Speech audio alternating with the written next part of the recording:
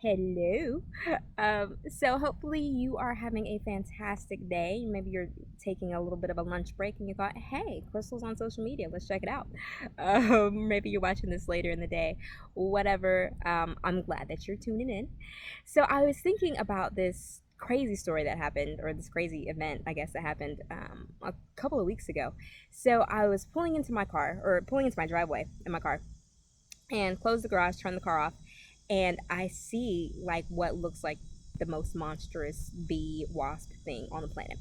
And it's like crawling up the window of the windshield of my car. Like it's coming to get me. Like it has spotted its prey. The prey is me and it's coming. And so I'm sitting in this car, right? And it's hot because we in Florida and it's hot. And I'm in the garage and the doors are closed. And so I think, okay, well, I'm not getting out of the car because I don't want to get stung by whatever angry thing this is. So I sit there, I think about it, think about it, think about it. I'm like, okay, maybe if I open the garage door back up, it'll fly out and it'll be good. So I push the button. The garage door does not open.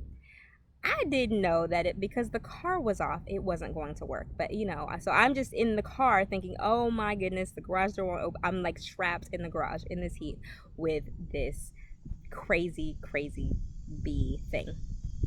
And so I'm like, well, I can't sit here all day because I'm going to roast. So I begin to pray. I begin to pray because I don't know what else to do. I'm like stuck in this car. I don't know what else to do.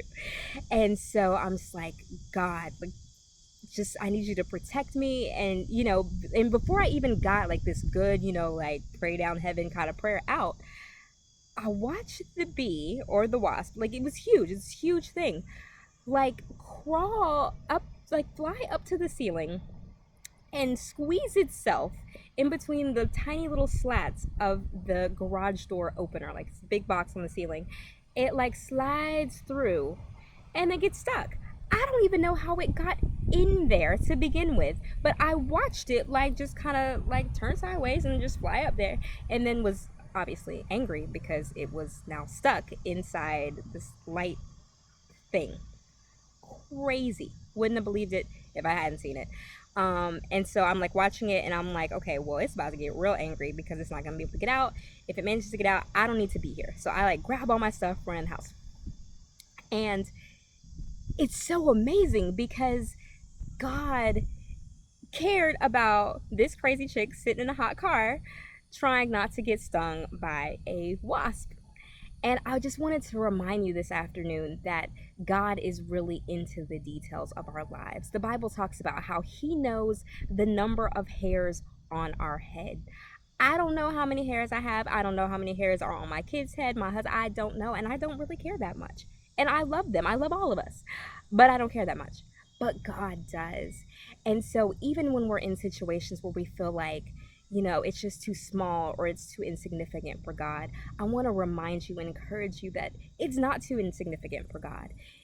If He cared enough to send this crazy wasp into the garage door opener box just to protect me, to shield me from this angry animal, then girl, he cares about your finances, he cares about your health, he cares about your relationships, he cares about what color shoes that you put on in the morning, if you're gonna rock the red shoes or the black shoes.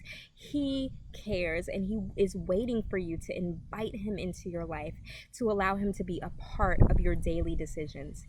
He wants to help you decide whether you turn left or you turn right. He wants to help you determine which path you take to work to avoid the most traffic. He wants to make sure that you get sweet sleep, that you awake rested, that you have the joy of the Lord. These are things that He cares about. He cares about the big things and the small things. And so today I want you to invite Him in. I want you to say, God, do life with me. God, whatever it is that I have to decide, whatever it is that I have to do, walk beside me. You said that you would never leave me nor forsake me. You care about me. You care about what hurts me. You care about what makes me excited and glad. He wants to do life with you, girl. So it's time for you to invite him in. Stop being stubborn. Stop trying to do everything by yourself. I know you, Superwoman. We all know it.